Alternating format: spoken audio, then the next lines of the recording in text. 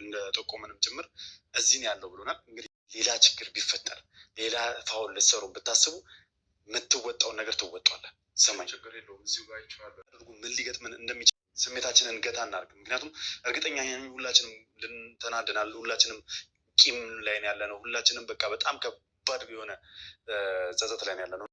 ሰማኝ አይደለ? አንድ ነገር ቃል ትገቡልኝ ደስ ይለኛል። በጣም ኃይለኛ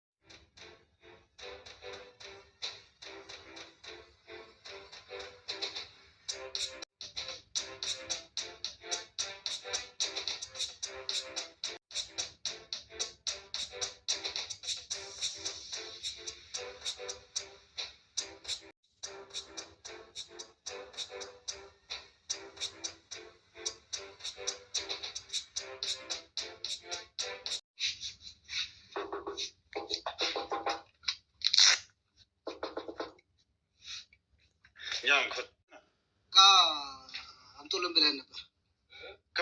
አምጡልን ብለን ነበር። ከአክስትህ ጋር ተልከን ነው አልን እኮ። የአክስትህ ቤት ውስጥ አንድ ያለው እቃ ልካን ነው። አክስትህ አታውቀንም እኛ።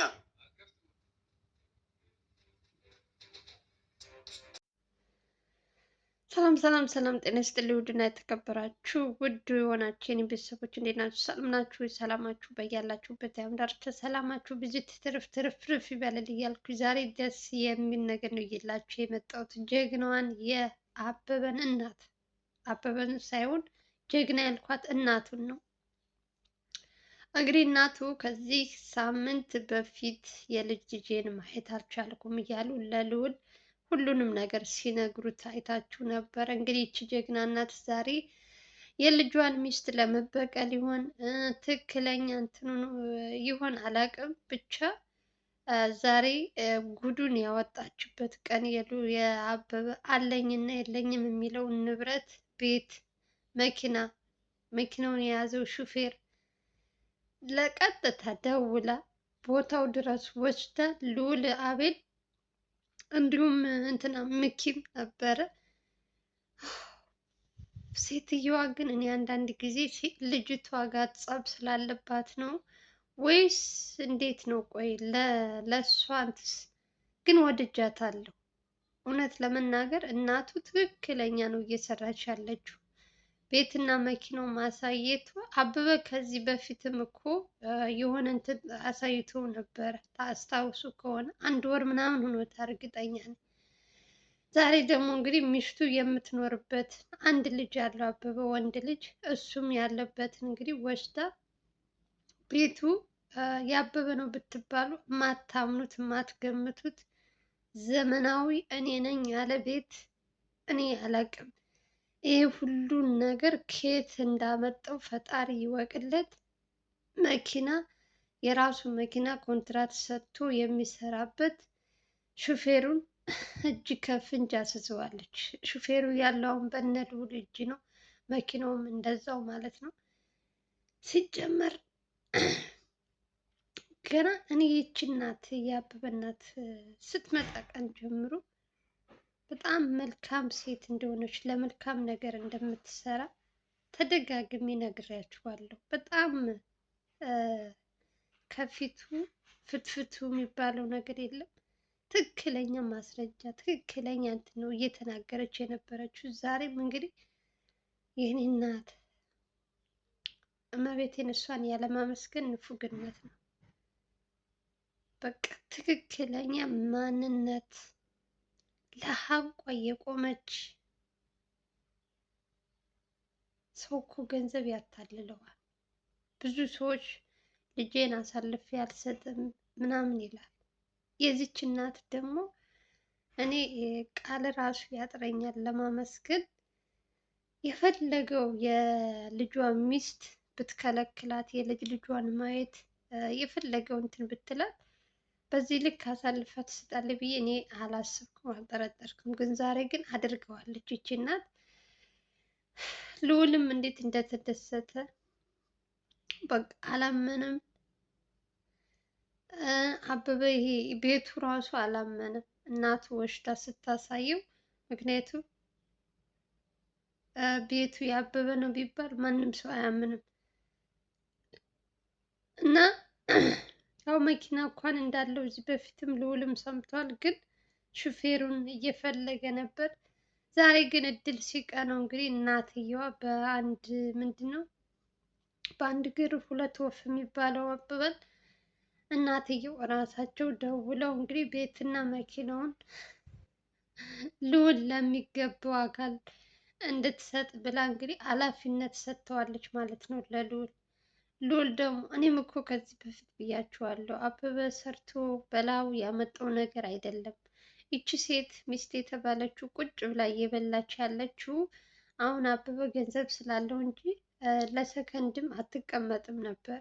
አይደለም እስር ቤት እግሩ እንደዚህ መራመድ የማይችል ሆኖ ይቅርና ሆን ብላ ገንዘቡን ለእንትን ለማለት የእንትን ያለች ነው የሚመስለኝ። በጣም እየተከራከረች እናቱን እስከ መሳደብ ድረስ የደረሰች ሚስት ናት ያለችው እና እዚህ በፊትም እናቱ ተናግረዋል። ልጄን እንኳን የልጅ ልጄን እንዳይ አትፈቅድልኝም እና ስለ እሷ መጥፎ ነገር ብዙ ጊዜ እየተናገሩ ነበር ስለ ልጃቸው ሚስትና ዛሬ ግን እግዚአብሔር ይስጣቸው ይቺ ሌባ የሆነች ሴት እዛ ቤት ቁጭ ብላ የፈለገችውን እያዘዘች የፈለገችውን እየበላች ገቢ በመኪናውም ይመጣላቸዋል።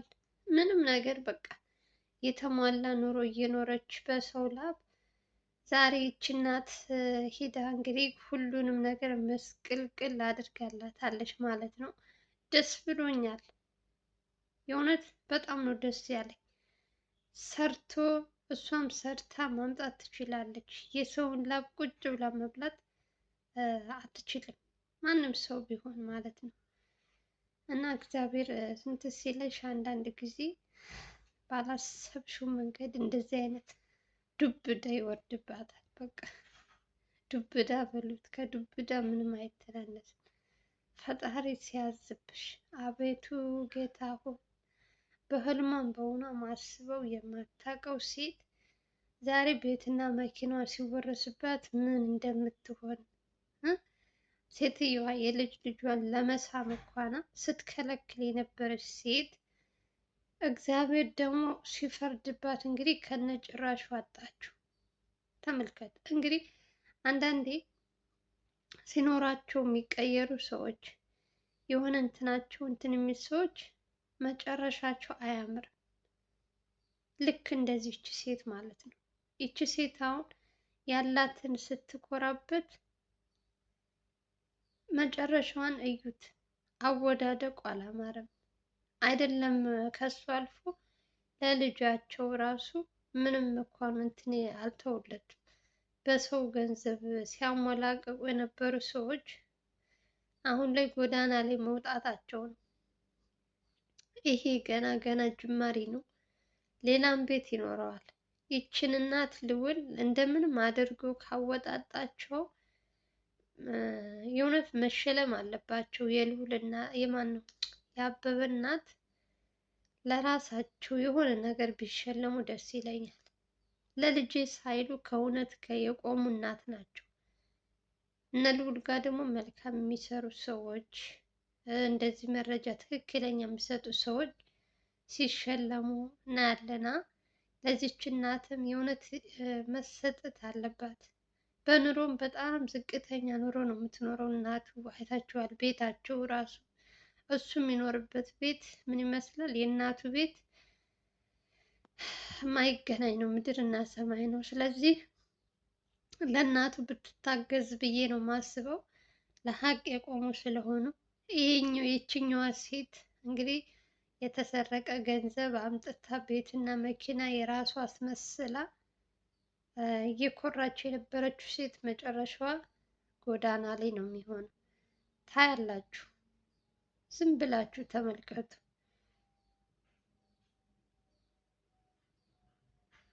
በእርግጥ የአበበ ሚስቶች ስንት እንደሆኑ አላውቅም።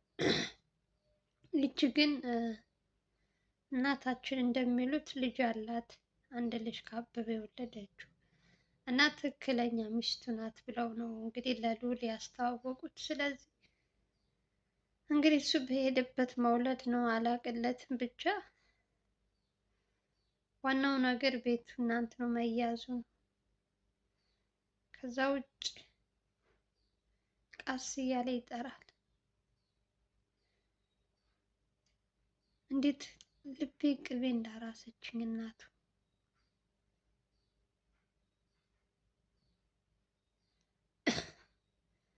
የኔ መልካም እግዚአብሔር ጨምሮ ጨማምሮ እድሜ ከጤና ጋር ይስጣት። ለሀቅ የቆመች እናት።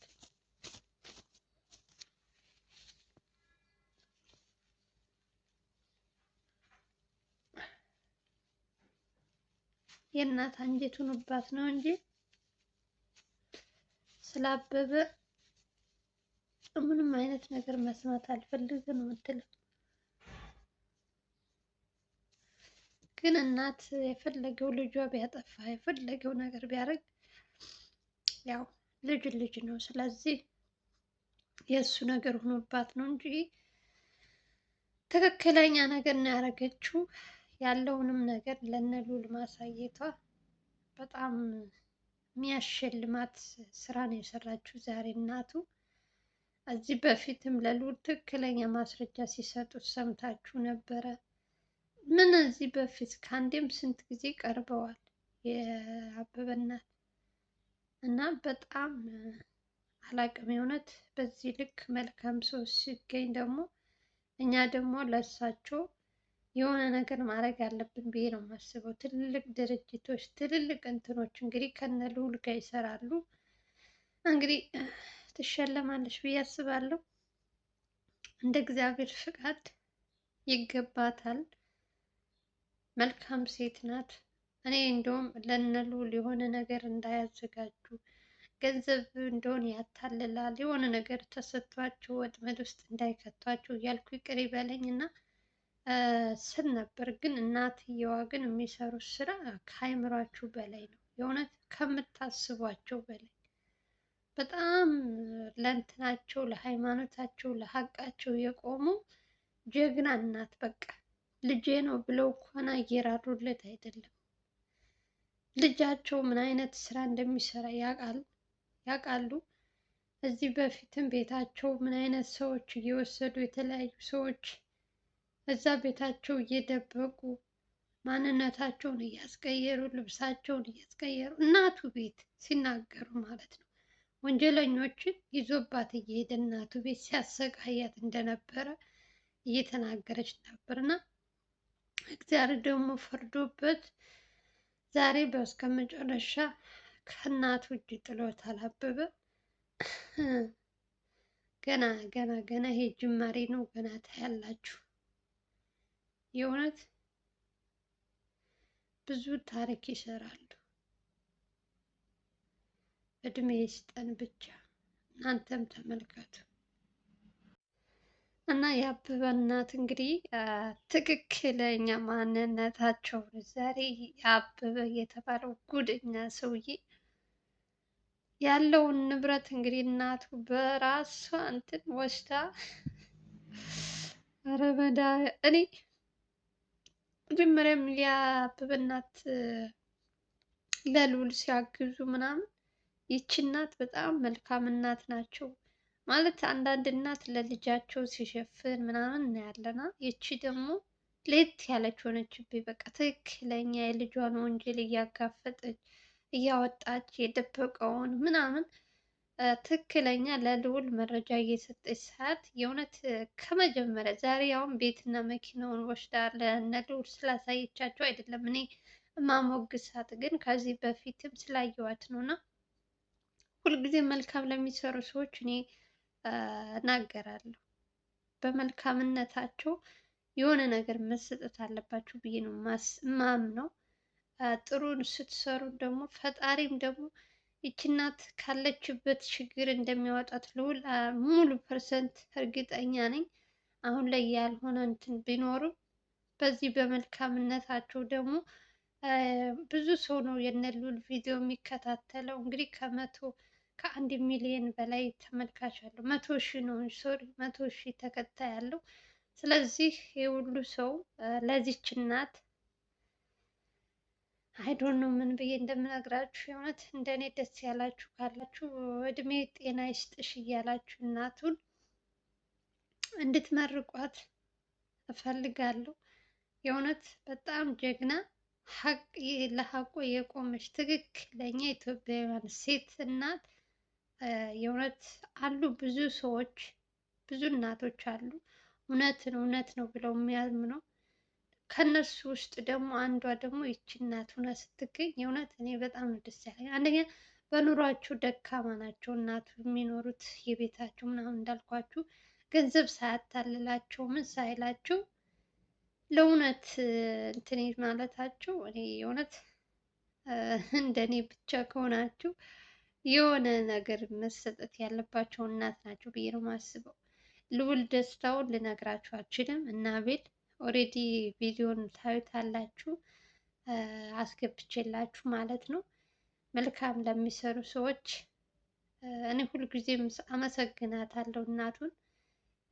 ከመጀመሪያም ቀን ጀምሮ ስትመጣ ጥሩ ጥሩ መረጃዎች እየሰጠችው ልዑልን የማይጎዳ ነገር እየመከረችው ነበርና ዛሬ ደግሞ እንደዚህ ሲያደርጉ ሞር ወደድኳቸው።